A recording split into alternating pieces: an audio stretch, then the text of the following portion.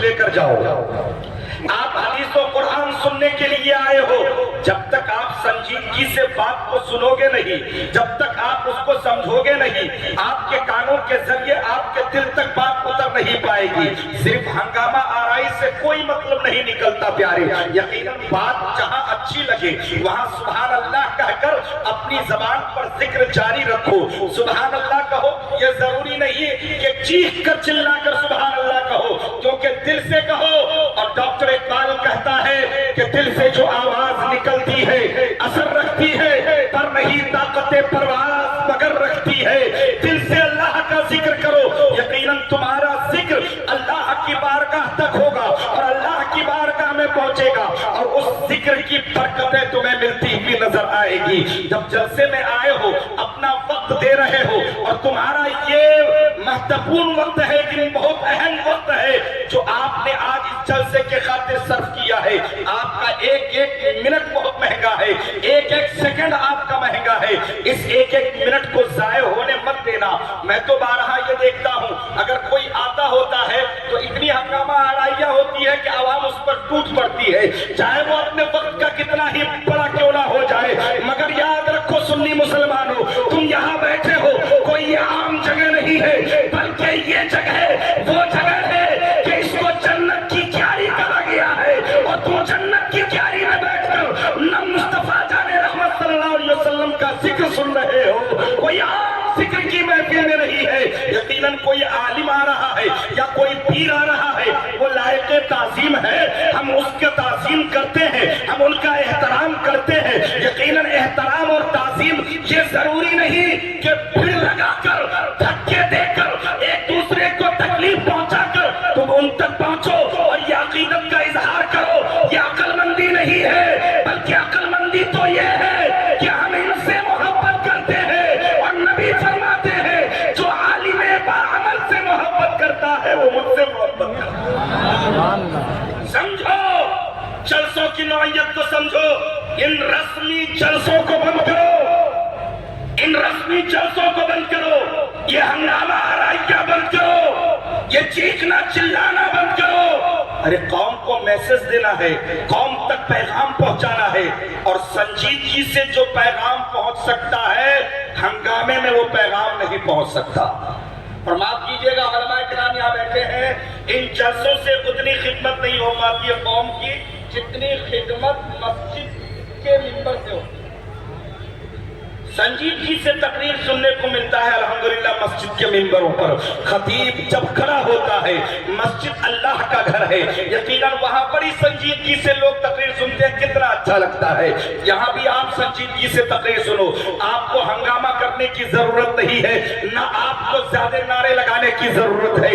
ہاں دل میں آپ محبت رسول آپ اتنا آتے ہیں, آپ اٹھتے بیٹھتے ہماری نظریں گناہ کر رہی ہے, مگر ہم اپنے نظروں کی حفاظت نہیں کر پاتے. مصطفیٰ کا فرمان سنو, آقا دو جہاں جناب محمد رسول اللہ صلی اللہ علیہ وسلم ارشاد فرماتے ہیں, میرے دیوانوں جب تم چلو تو اپنے نظروں کو نیچی کر کے چلا کرو. آج کون ایسا ہے جو اپنے نظروں کو نیچی رکھتا ہے, بلکہ ہم اپنے نظروں کے ذریعے گناہوں کے دلدل میں پھنسے رہتے ہیں. تاریخ اٹھا کر دیکھو, جب نظروں کی حفاظت ہوتی تھی تو اسلام بڑھتا جاتا تھا, جب نظروں کی حفاظت ہوتی تھی اسلام کو تقویت مل رہی تھی, جب نظروں کی حفاظت ہوتی تھی اسلام کا تقدس سمجھا جا رہا تھا, جب نظروں کی حفاظت ہوتی تھی تو محمد عربی جناب محمد رسول اللہ صلی اللہ علیہ وسلم کا پاکیزہ سیرت لوگوں کے سامنے ہوا تھا.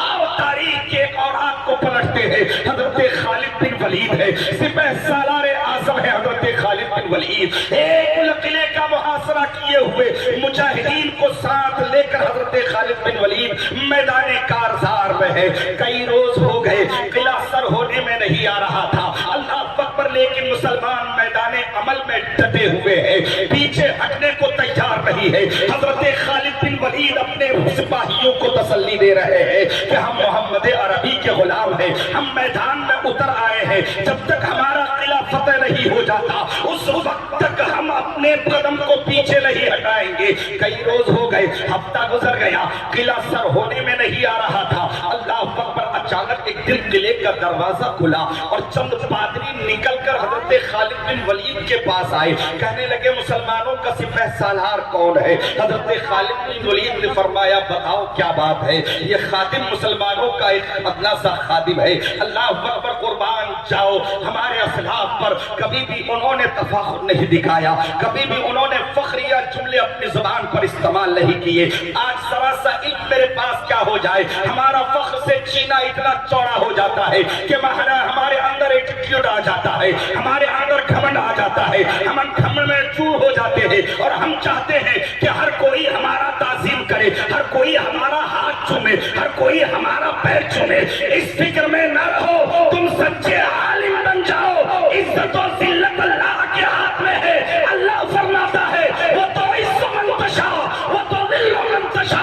अल्लाह जिसे चाहता है इज्जत अता फरमाता है, अल्लाह जिसे चाहता है जलील कर देता है। नारे तकबीर, नारे रिसालत, दारुल बरकातिया गरीब नवाज, जलसे दस्तार बंदी, ताजदारे मदीना कॉन्फ्रेंस।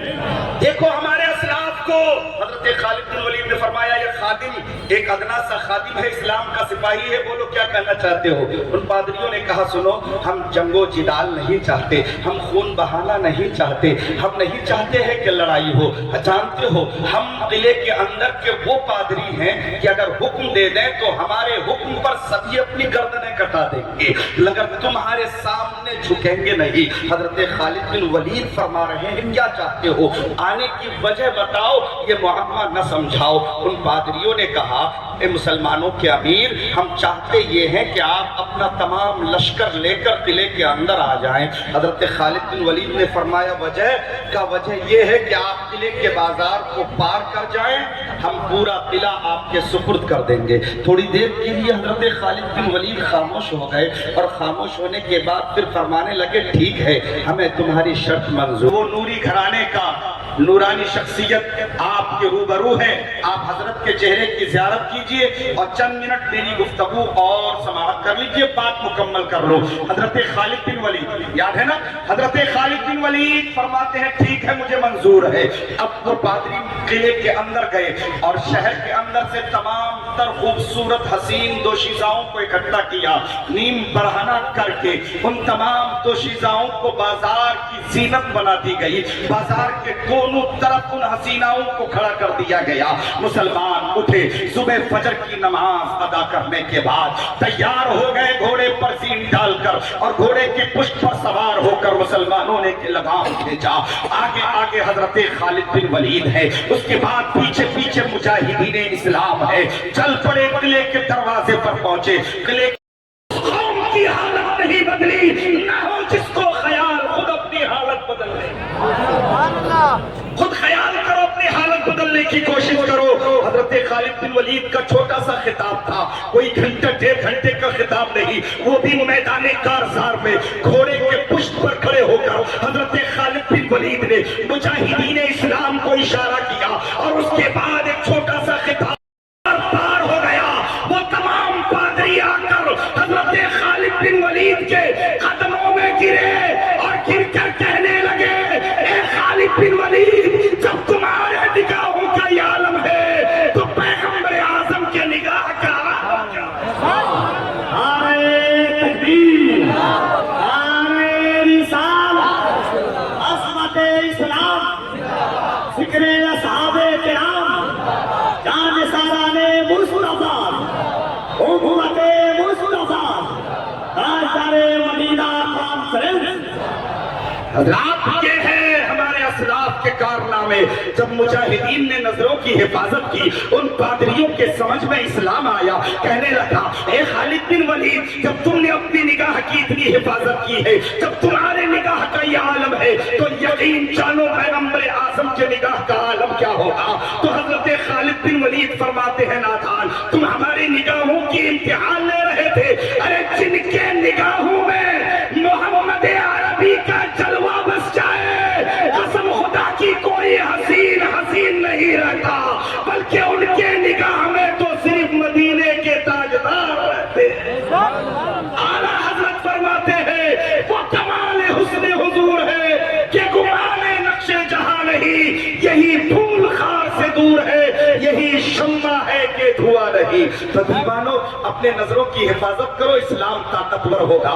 اپنے نظروں کی حفاظت کرو، تم مومن کامل بن جاؤ گے۔ اپنے نظروں کی حفاظت کرو، تمہارا دل پاکیزہ رہے گا۔ اپنے نظروں کی حفاظت کرو، زبان پاکیزگی اختیار کرے گی۔ اپنے نظروں کی حفاظت کرو، تمہارے کردار سے اسلام کی خوشبو آئے گی۔ دیکھنے والا کہے گا وہ دیکھو پیغمبر اعظم کا غلام جا رہا ہے، وہ دیکھو تاجدار مدینہ کا شہدا جا رہا ہے، وہ دیکھو محمد عربی کا چاہنے والا جا رہا ہے، وہ دیکھو اسلام کا شہزادہ جا رہا ہے۔ تمہیں دیکھ کر لوگوں کے سمجھ میں اسلام آ جائے گا، تمہیں دیکھ کر لوگوں کے سمجھ میں اسلام آ جائے گا۔ آج تم اس میدان میں جمع ہوئے ہو، عیدگاہ میدان ہے، بڑی کثیر تعداد میں آپ تشریف لائے ہو۔ سلام ہے آپ کی محبت کو۔ یقیناً یہ پیغام تاجدار مدینہ کانفرنس سے جانا چاہیے کہ ہم رسول اللہ کے دیوانے ہیں، کون و مکان کے تاجدار کے سپاہی ہیں۔ وقت آ گیا تو ہم نبی کے فرمان پر عمل بھی کریں گے، اور عمل کر کے اپنی دنیا بھی بہتر بنائیں گے اور آخرت بھی بہتر بنائیں گے انشاءاللہ۔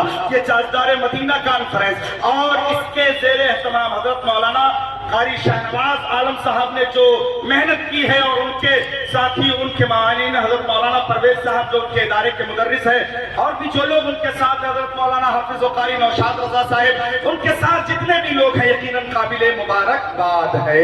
اور آج مدارس اسلامیہ جو پورے ہندوستان میں ہے، یہ مدارس کو آپ کوئی عام مت سمجھو، یہ بہت خاص ہے، اور ان مدارس کے ذریعے ہمارے ایمان اور عقیدے کی حفاظت ہوتی ہے۔ پیارے، تم چاہتے ہو کہ اپنے ایمان و عقیدے کی حفاظت ہوتی رہے؟ تم چاہتے ہو کہ نہیں کہ ہمارے قلعے سلامت رہے؟ جب قلعے کی فصیلیں سلامت رہیں گی، مضبوط ہوں گی، تو یقیناً کوئی قلعے کے اندر داخل نہیں ہو سکتا۔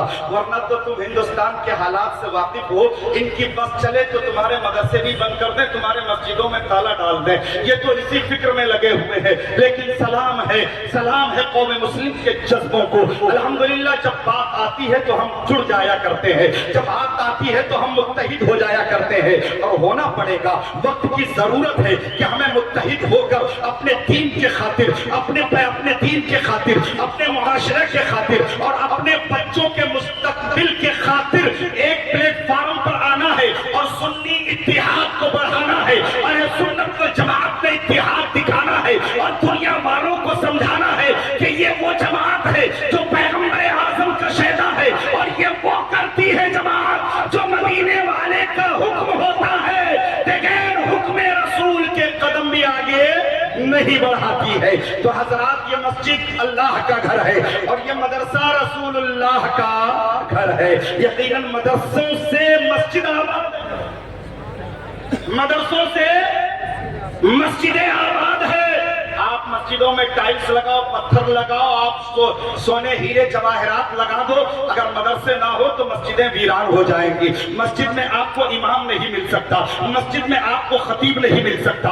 یہ مدارس اسلامیہ کا دین ہے کہ آج آپ کو اچھے امام میسر ہے۔ یہ مدارس اسلامیہ کی محنت اور کاوش ہے کہ آپ کو اچھا خطیب آپ کی مسجد کے لیے مل رہا ہے، اور آپ کا خطیب و امام آپ سے کتنا جڑا رہتا ہے، آپ سے کتنی محبت کرتا ہے۔ پنج وقتہ نماز میں آپ کی کاروبار کی دعائیں، پنج وقتہ نماز میں آپ کی صحت کی دعا، پنج وقتہ نماز میں آپ کی کامیابی کی دعا، یقیناً یہ آپ کے مسجد کا امام ہی کرتا ہے۔ مگر یہ امام آیا کہاں سے نکل کر؟ آپ کے مدرسے سے نکل کر آیا ہے۔ تو بتاؤ، مدرسے مضبوط ہونا چاہیے کہ نہیں بھائی؟ بولو، ہونا چاہیے کہ نہیں؟ ہاتھ اٹھا کر بتاؤ، ہمارے مدرسے مضبوط ہونا چاہیے کہ نہیں؟ اور مدرسوں کے مضبوط کرنے کے لیے کیا کرنا پڑے گا؟ مدرسوں کو مضبوط کرنے کے لیے کون سی قربانی دینی پڑے گی؟ مدرسوں کو مضبوط کرنے کے لیے ہمیں کون سا طریقہ اپنانا پڑے گا؟ تو آپ سے گزارش ہے کہ ذاتی رقم مسجد میں لگاؤ، لیکن زکوٰۃ، خیرات، صدقات، یہ رقم آپ مدارس اسلامیہ میں لگاؤ، مدارس کا طلبہ پر صرف کرو۔ آپ اپنی زکوٰۃ صحیح ڈھنگ سے نکال کر اپنے مدارس کو مضبوط کرو گے، قسم خدا کی تمہاری نسلیں آباد رہیں گی، تمہارا کنبہ بھی آباد رہے گا۔ آج حضرت حضور سلیم میاں چشتی صاحب قبلہ تشریف فرما ہے، دارالعلوم برکاتیہ غریب نواز۔ 2 منٹ رک جائیں، اذان